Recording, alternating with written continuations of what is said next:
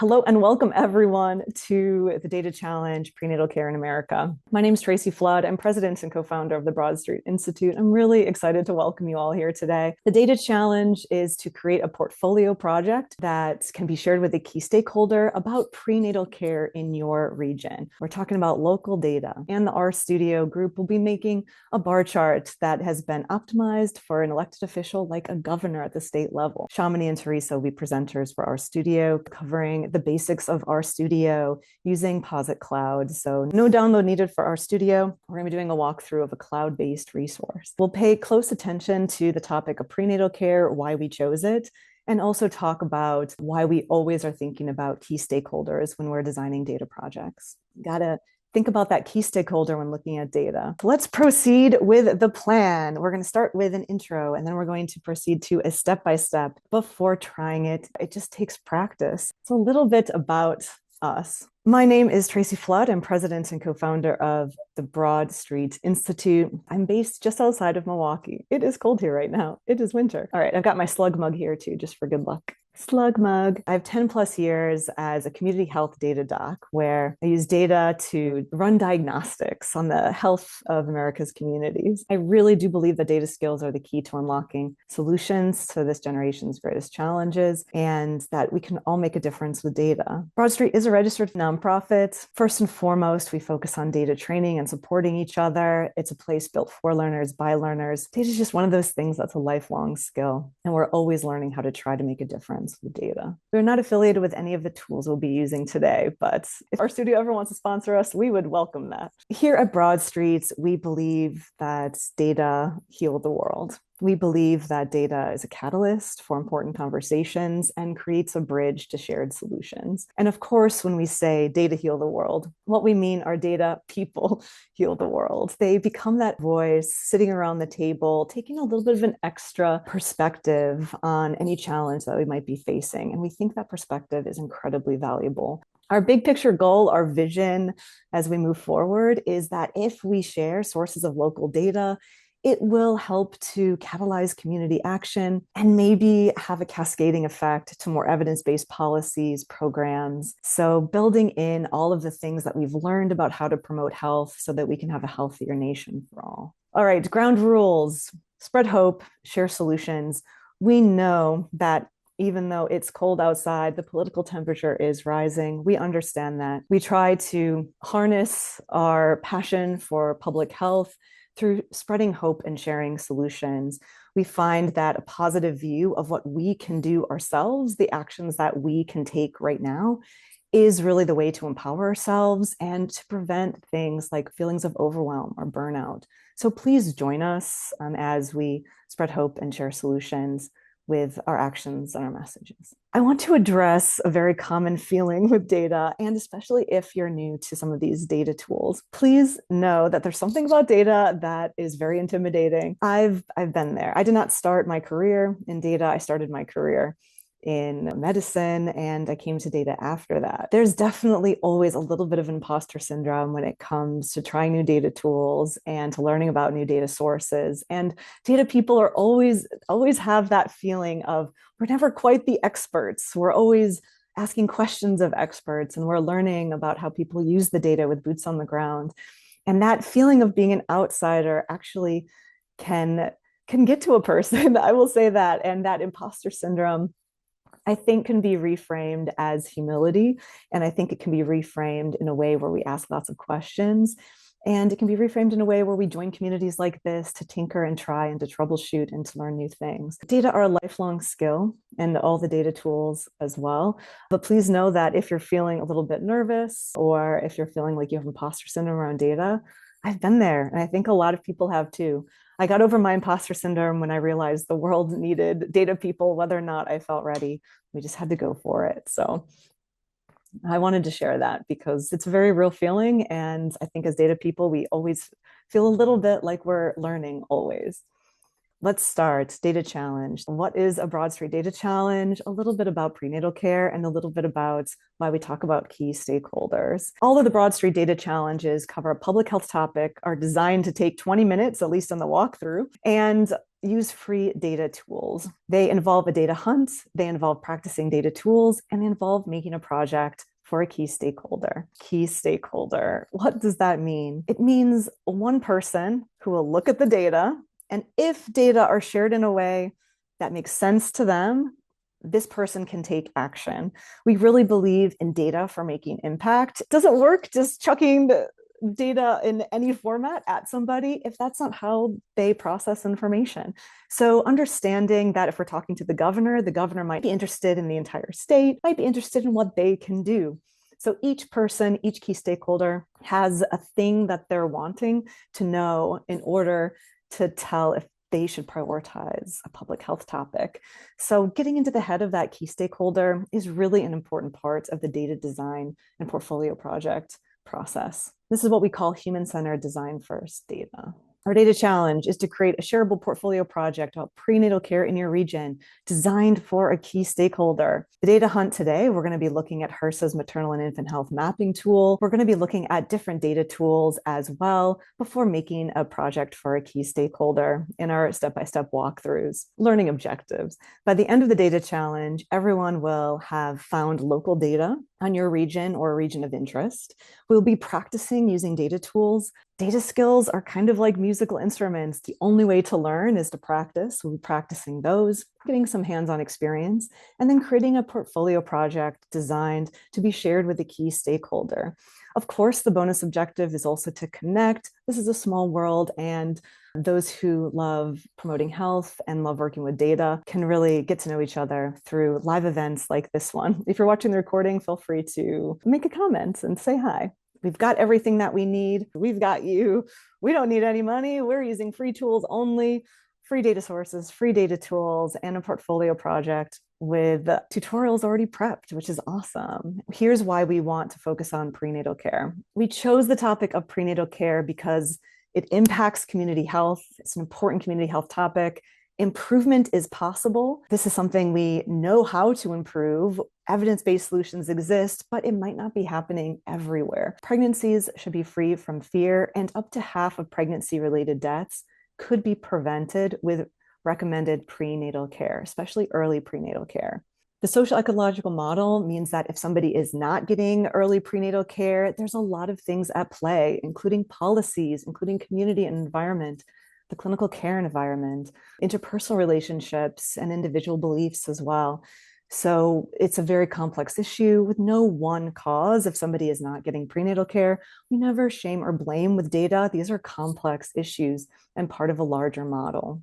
We're not the only ones that feel this way. The county health rankings and roadmaps out of the University of Wisconsin definitely lists prenatal care under clinical care and is considered a social determinant of health. If we talk about upstream and downstream indicators, I sometimes think of upstream and then cascading effects downstream. Prenatal care has both upstream determinants and also downstream health outcomes. So prenatal care is really pivotal and is at the crux of health and pregnancy. So downstream prenatal care is associated with reductions in morbidity and mortality, as well as infant mortality. And upstream, there are things that impact whether or not somebody gets prenatal care, clinical care access. Is there something nearby? Is it affordable? Do you have health insurance? And whether or not you have health insurance might depend on affordability and policies in the state. So hopefully you can see that a lot of different factors come to play in the central indicator of prenatal care. That's my intro to what is a BroadStreet data challenge, a little bit about prenatal care, and a little bit about why we talk about key stakeholders. Now let's proceed to part two, step two of the plan. Is step by step. Shamini and Teresa will be presenters for RStudio, covering the basics of RStudio using Posit Cloud.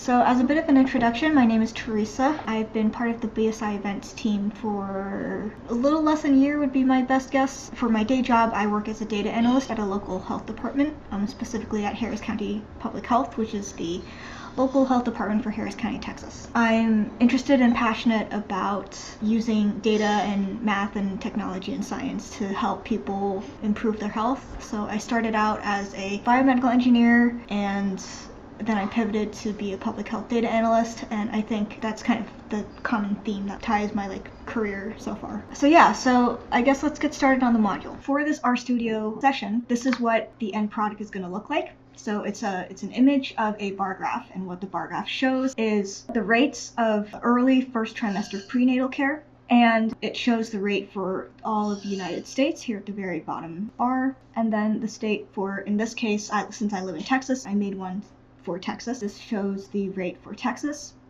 and then it shows the rates for the county with the lowest rates of prenatal care and the county with the highest. So in the case of Texas, Val Verde County has the lowest rates at 42% of live births, and Williamson County has the highest rates at 83.3%. You can also see it's got a title and a caption that explains the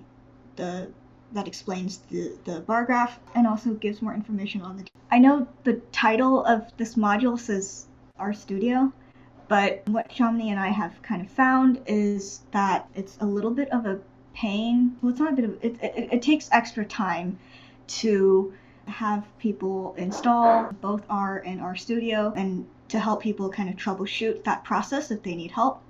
So what we decided to do was to use another resource that's called Posit Cloud. Once you go to this website, it's literally just posit.cloud. You can go ahead and make an account. There's this sign up button right here.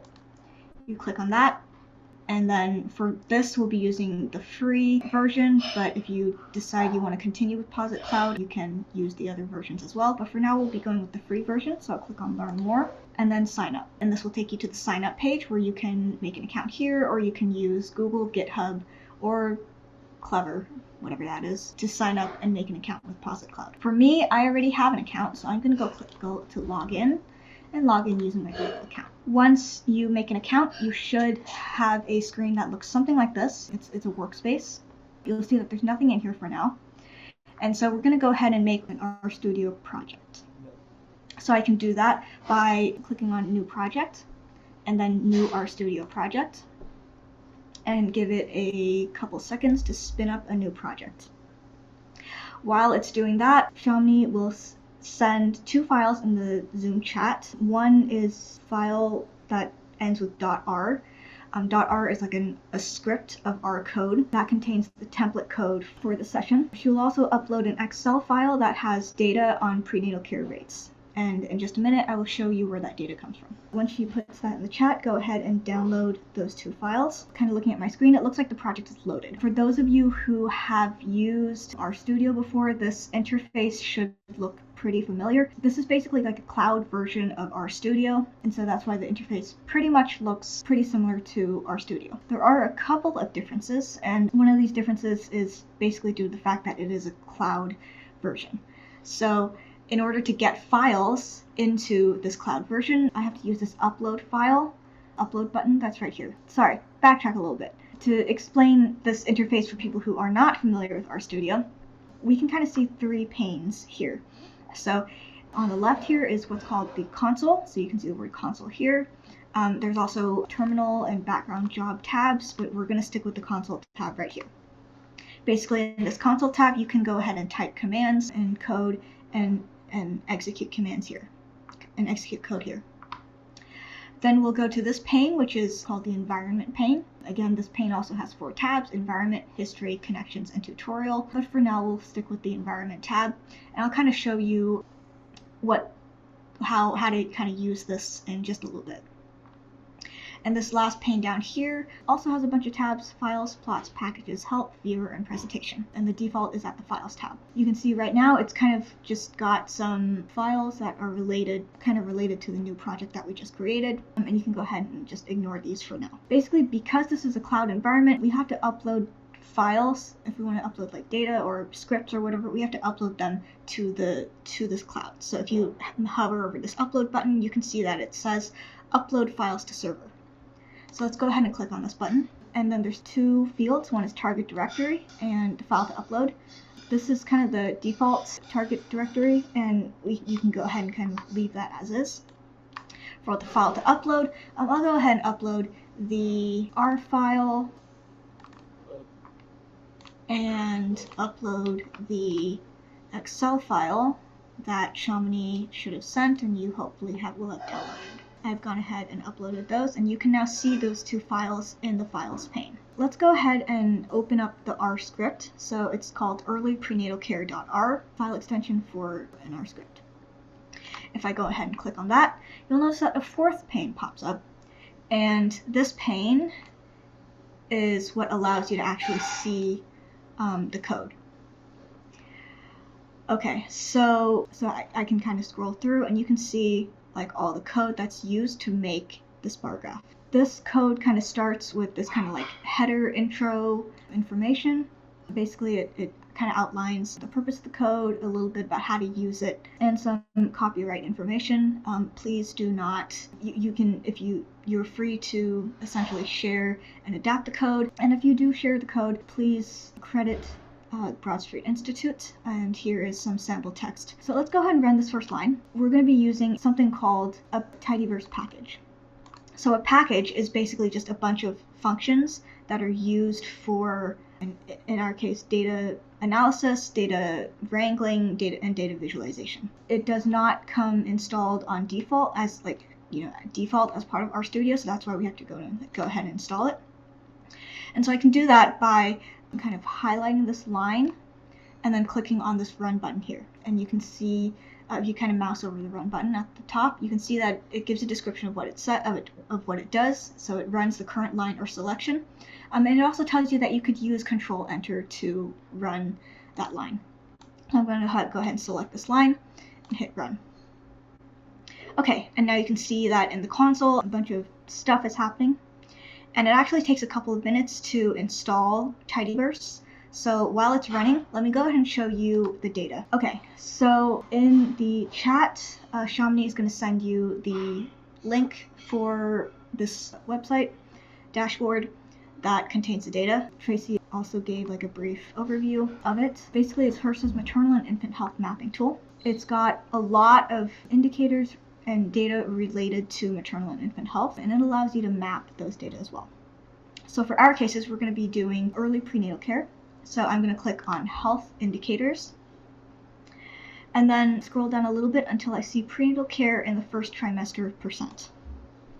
And when I click on that, give it a couple of seconds to load.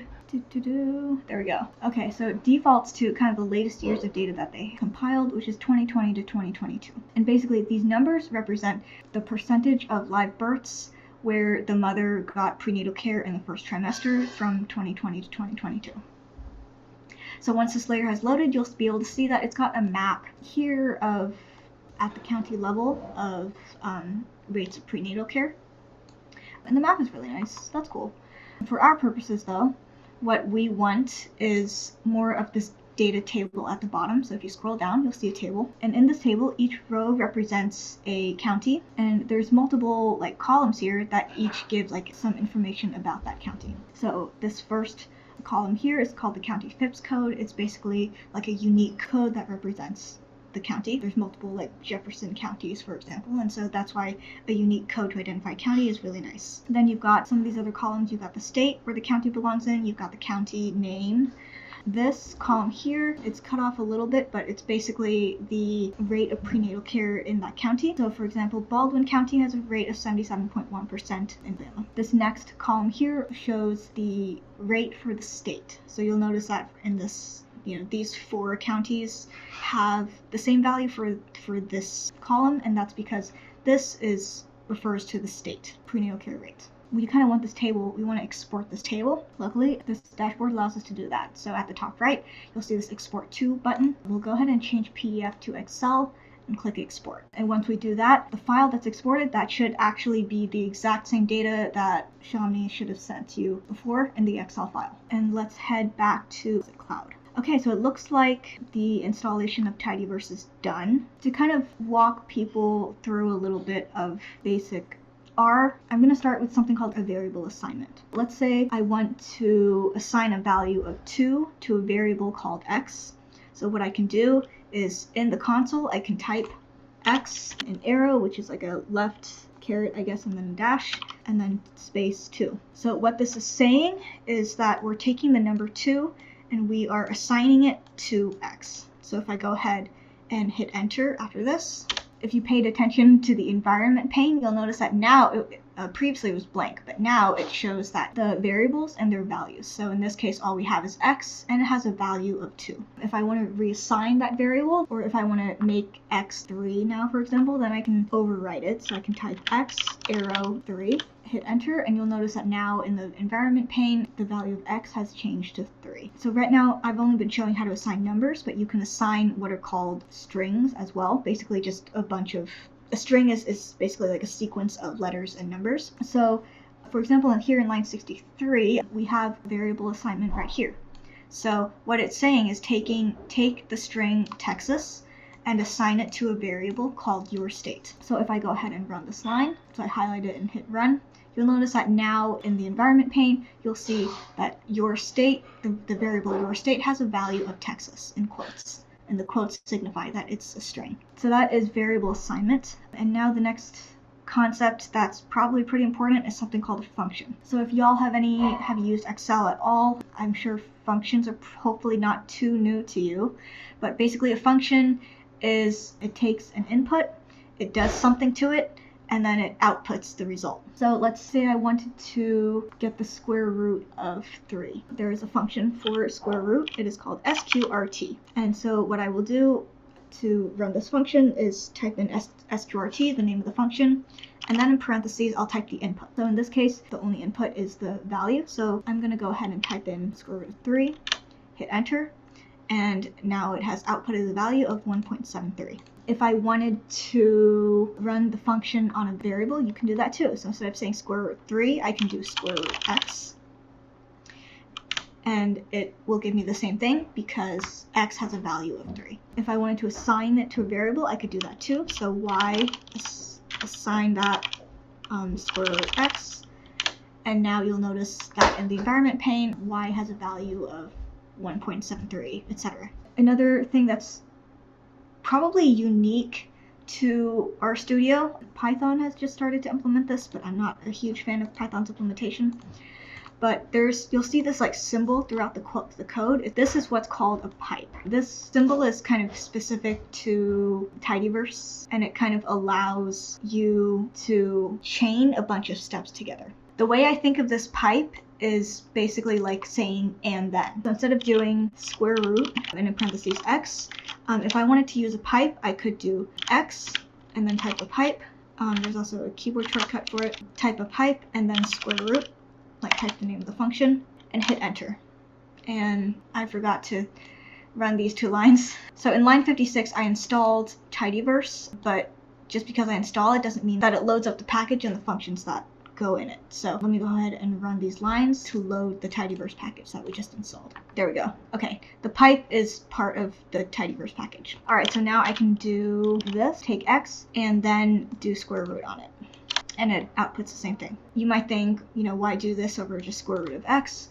The power of using a pipe really comes into play if you're doing a bunch of steps to code. For example, if you take a look at this chunk of code here, what it's saying is do this function called readXL, and then do this function. So in this function, we're renaming some columns, and then mutate, so it adds a column, and then do this filter function, and then do the slice min function, and then do the select function. And so with the pipe, you can kind of just keep chaining steps, and it makes it a lot more readable and just easy to understand. And then basically, once all these steps have been done, then it assigns it to this variable called prenatal care county min, and I'll explain that in just a sec. The code is set up so that the only lines that you have to change are these 2 lines, lines 63 and 64.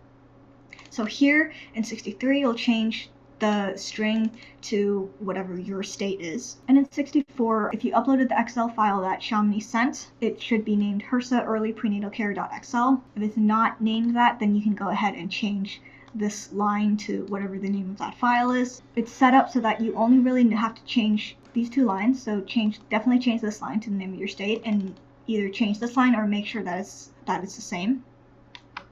And it's set up so that you don't need to change anything past this line. So the rest of it is automated. Basically what the code is, so remember the bar chart, right? We've got 4 data points. So let's start with at the top, I guess. So the first data point is the county with the minimum lowest rate of early prenatal care in your state, and that is basically what this chunk of code does. The next data point is the county with the highest rate of early prenatal care, and that is what this next chunk of code does. One thing I forgot to explain, comments.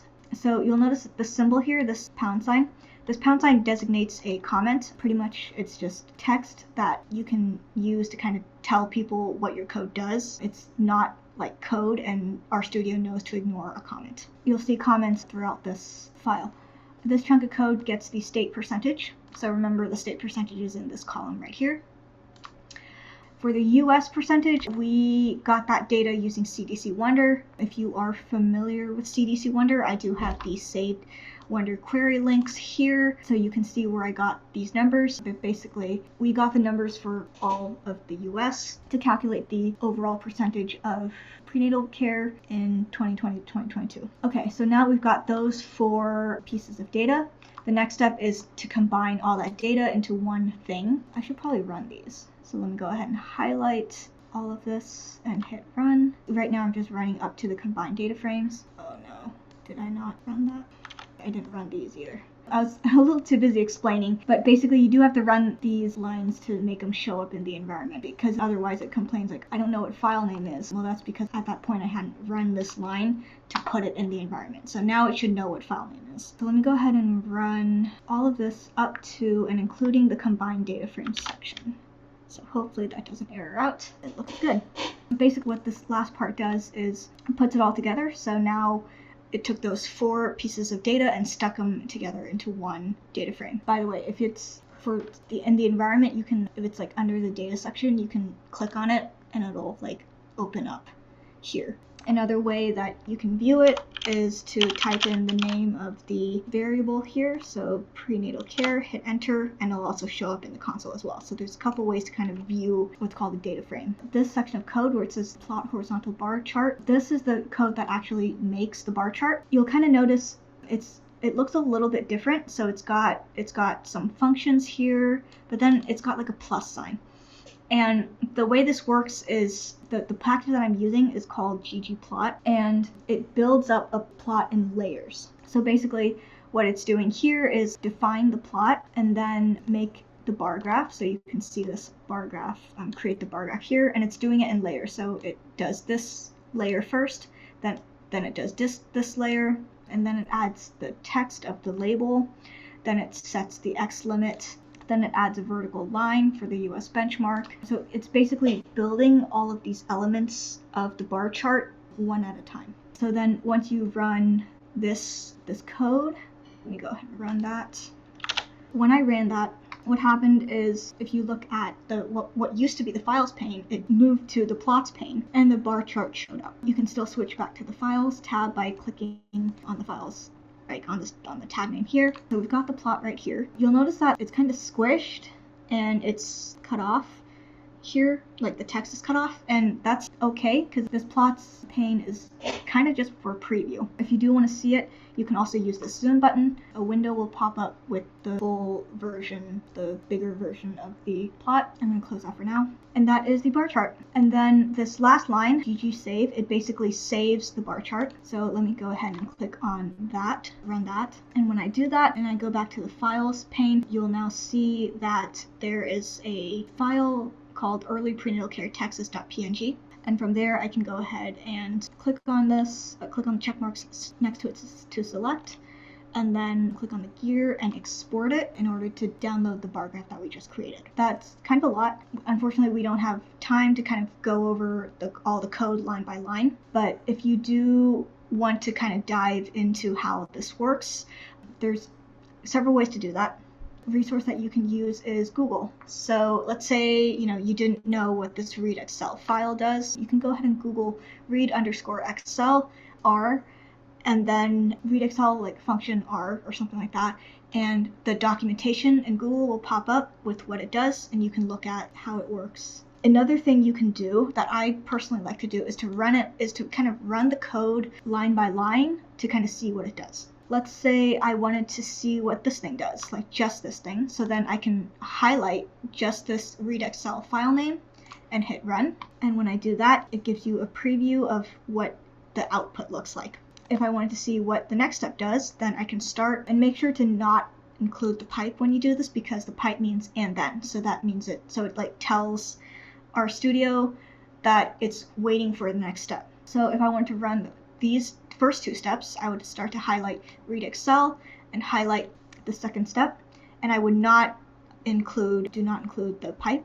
If I hit run, you'll notice the output now, it's the same data file, except now a couple of columns are renamed. So this thing used to be called county, and now it's called location. This one's called prenatal care per.